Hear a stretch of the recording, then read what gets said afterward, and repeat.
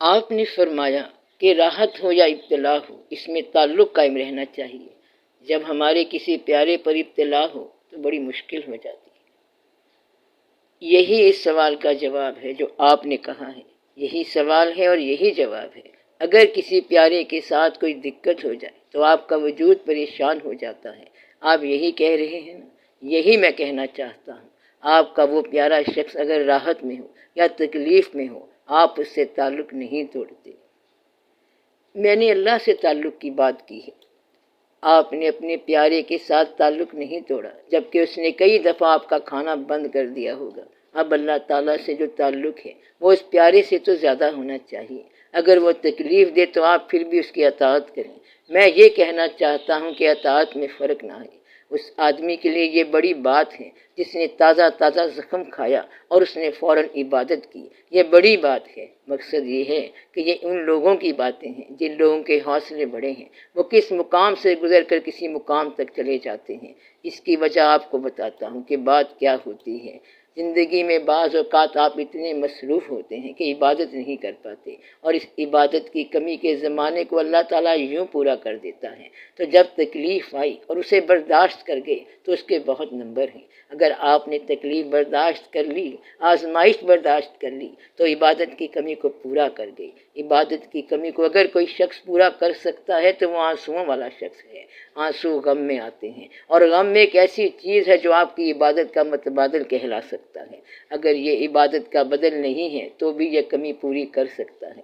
اللہ تعالیٰ جب کسی پر مہربان ہو تو اسے تکلیف دیتا ہے تعلق دینے کے بعد، یہ اس کی مہربانی ہے۔ اگر وہ مہربان نہ ہو تو یہ تکلیف آتی ہے تعلق کے بغیر۔ دعا یہی کیا کرو کہ آپ پر اگر کبھی تکلیف آئے تو تعلق ہی کے اندر آئے۔ اس تکلیف سے نجات کا راستہ کیا ہے؟ اس تعلق کو تکلیف کے وقت اور مضبوط کر لو۔ سمجھو کہ پھر عبادت کا انعام ملے گا، عبادت کے درجے ملیں گے اور بڑے ہی درجے ملیں گے۔ جب تکلیف بہت ہوتی ہے تو دل بہت ٹوٹتا ہے اس وقت۔ اگر کوئی کہے کہ ہم اللہ کے گھر آئے ہیں اور جوتے گم ہو گئے تو اسے کہو کہ یہی تو وقت ہے جوتا گمانے کا، یہی تو زمانے ہیں۔ آپ کا کام اتنی چھوٹی سی بات میں پورا ہو رہا ہے۔ اب یہی وقت ہے کہ اس تکلیف میں سے آپ خاموشی کے ساتھ گزر جائیں۔ آہ نہ کر لبوں کو سی، عشق ہے یہ دل لگی نہیں۔ یہاں سے خاموشی سے گزر جاؤ، تو اگر غم کی خبر مل جائے تو خاموشی سے نکل جاؤ۔ ایسی جو اطلاع مل جائے اس پہ خاموش ہو جاؤ۔ اس طرح ضبط غم سے آپ کی عبادت کی کمی جو ہے وہ ساری کی ساری پوری ہو جاتی ہے۔ اس لیے جب غم ملے گا تو ضبط غم کا شعور ملے گا، تو وہ تکلیف دے کر ضبط غم کا شعور عطا فرما دیتا ہے۔ اس طرح وہ انسانوں پر بڑا احسان کرتا ہے۔ تکلیف تو ہر ایک کو آتی ہے، لیکن آپ کا پیارا اپنی تکلیف کے حوالے سے آپ کے دل کو موم کر دیتا ہے، اور یہ موم والا نرم دل، یہ گداز دل اللہ کے ہاں بڑا مقام رکھتا ہے۔ اللہ تعالیٰ کے قریب آنے کے لیے یہ بہت ہی قابل قدر نسخہ ہے کہ دل گداز ہو جائے۔ پھر ایک وقت آتا ہے جب آپ یہ کہتے ہیں کہ میں دعا دیتا ہوں اس کو جس نے دل گداز کیا، دعا دیتا ہوں اس کو جس پر ہم ناراض تھے کیونکہ وہ جاتے جاتے دل گداز کر گیا۔ غم دے کر جانے والا آپ کی کائنات کو بہت بڑی بخشش دے گیا۔ ایک وقت آتا ہے جب آپ محسوس کرتے ہیں کہ وہ ماسوا جو انسان تھا، اس انسان نے ماسوا ہونے کی وجہ پر مجاز کے زمانوں میں آپ کو غم دیا، غم سے دو چار کیا، اور اس ماسوا نے اتنا بڑا غم دیا کہ آپ ماورا تک پہنچ گئے۔ تو شکر کرو اور اس کی مہربانی کی داد دو کہ غم دینے والے نے آپ کو پر لگا کر اس کے پاس پہنچا دیا جس کے پاس عبادت کے علاوہ کوئی نہیں پہنچتا۔ تو غم ایک ایسی چیز ہے جو عبادت کے علاوہ آپ کو وہاں تک پہنچا سکتا ہے۔ بخشش ایک ایسی چیز ہے جو آپ کو وہاں تک پہنچا سکتی ہے۔ کسی نے اگر مال لٹا دیا تو وہاں پہنچ گیا۔ اپنی پسندیدہ چیز کو اللہ کی راہ کے حوالے کر دینا آپ کو وہاں پہنچا سکتی ہے۔ اپنی پسند کی چیز کو ایثار کرنا، ناپسند کو قبول کرنا، اور غم کو ضبط کے ساتھ گزارنا، یہ اللہ تعالیٰ کی عبادت کے مترادفات ہیں۔ ایک اور مترادف یہ ہے کہ کبھی کوئی اللہ والا یا کوئی ایسا بندہ جاتے جاتے جاتے بلا سبب ہی فیض دے جائے۔ ایسا کبھی اتفاق سے ہو سکتا ہے، وہ ماں بھی ہو سکتی ہے، باپ بھی ہو سکتا ہے، استاد بھی ہو سکتا ہے، اللہ کا کوئی اور بندہ بھی ہو سکتا ہے۔ ایک درویش کا واقعہ ہے کہ وہ ایک جگہ سے گزرے تو ان کا ایک خوش شکل سے تعارف ہو گیا۔ انہوں نے اللہ سے کہا کہ یہ کافر تو نے بڑا خوش شکل بنایا ہے، اس کو دوزخ میں ڈالنا اچھا نہیں ہے۔ انہوں نے وہاں پر مسلح بچھا دیا، پوچھا یہ کیا کر رہے ہو؟ کہنے لگے کہ اس کے لیے دعا کر رہا ہوں۔ کہتا ہے یہ تو کافر ہے۔ کہنے لگے یہ کافر ہے یا ہندو، مجھے اس سے کوئی غرض نہیں، اس کو دوزخ میں نہیں جانا چاہیے۔ تو اس خوش شکل نے کلمہ پڑھنا شروع کر دیا، لا الہ الا اللہ محمد رسول اللہ صلی اللہ علیہ وسلم۔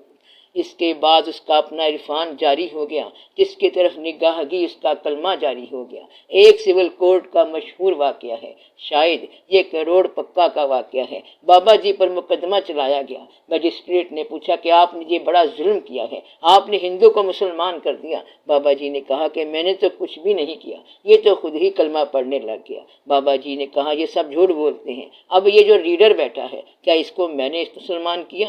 تو وہ ریڈر بھی کلمہ پڑھنے لگ گیا۔ پھر مجسٹریٹ کو کہا کہ کیا میں نے آپ کو مسلمان کیا ہے؟ تو وہ بھی کلمہ پڑھنے لگ گیا۔ پھر بابا جی کے گرو نے کہا کہ خاموش ہو جائے۔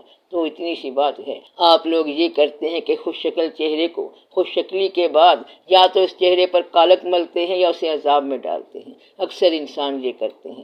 خوش شکلی کے لیے دعا کیا کرو، اگر شکل پسند آ جائے تو اس کے لیے دعا کرنی چاہیے، اس کو نیک راستے پر ڈالنا چاہیے۔ یہ نہ ہو کہ خوش شکلی کی وجہ سے اسے عذاب میں مبتلا کیا جائے، یہ نہ ہو کہ because you are so beautiful لہذا تمہیں دوزخ میں ضرور جانا چاہیے، تو اس کے لیے دعا کرو۔ بزرگوں نے یہی کام کیا ہے۔ نجات کا ایک نسخہ یہ بھی ہے، آپ کا کوئی عمل کسی صاحب نسبت انسان کو پسند آ جائے، کوئی بات پسند آ جائے تو دعا گو ایسے ہی پیدا ہو جاتے ہیں۔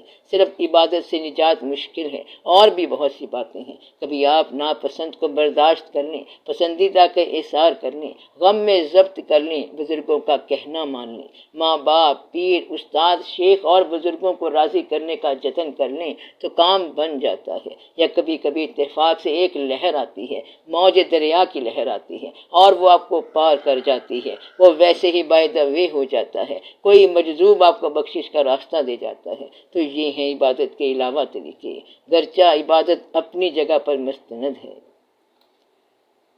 عام زندگی میں کسی کو تکلیف کے وقت ہم کیا کہا کریں؟ اس کی تکلیف کو دور کرنے کی کوشش کریں، وہاں پر باطن کے اظہار کا کوئی موقع نہیں ہے۔ کسی کو تکلیف ہو یا اپنی ہو تو اسے دور کرو۔ ہم یہ نہیں کہتے کہ اگر وجود بیمار ہو تو ہسپتال نہ جاؤ، کسی اور کے لیے بھی فیسلٹی پیدا کرو۔ آپ کا دین جو ہے یہ آپ کے اپنے سکون کا نام ہے، اپنے قرب کا نام ہے، اور یہ اظہار کا نام نہیں ہے کہ آپ لوگوں کو دکھاتے رہیں۔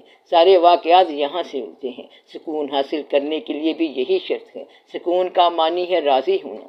سکون حالات کی تبدیلی کا نام نہیں ہے، بلکہ اپنی حالت کے بدلنے کا نام ہے۔ حالات تو نہیں بدلتے، جس کے ماں باپ بوڑھے ہیں تو پہلے وہ رخصت ہوں گے یا اولاد رخصت ہوگی، اس میں دقت کی بات ہی نہیں۔ یہ کوئی کہہ نہیں سکتا کہ کس نے کس کو دفن کرنا ہے، یا تو باپ بیٹے کو دفن کرے گا یا پھر بیٹا باپ کو دفن کرے گا۔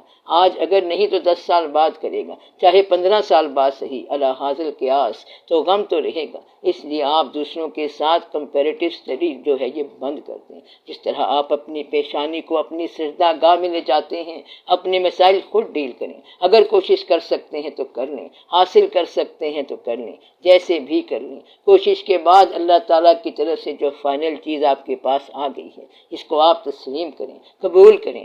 آپ اپنی اصلاح کریں، کوشش کر لیں، اور جب کچھ اور نہیں ہوتا تو پھر اسے قبول کریں۔ کوشش بے شک کر لیں، یہ نہ ہو کہ بار بار آپ کو عقیدہ صحیح کرنے کے لیے کلمہ پڑھنا پڑ جائے، بار بار توبہ نہ کرنی پڑے۔ بس ایک ہی بار مان لو، یہ کہو کہ ہم نے اللہ کو مان لیا، ہمیشہ ہمیشہ کے لیے اللہ کے حبیب صلی اللہ علیہ وآلہ وسلم کو مان لیا، ہمیشہ ہمیشہ کے لیے زندگی میں کمی بیشی اور خوشی غم سمیت سب مان لیں، بس بات ٹھیک ہو جائے گی۔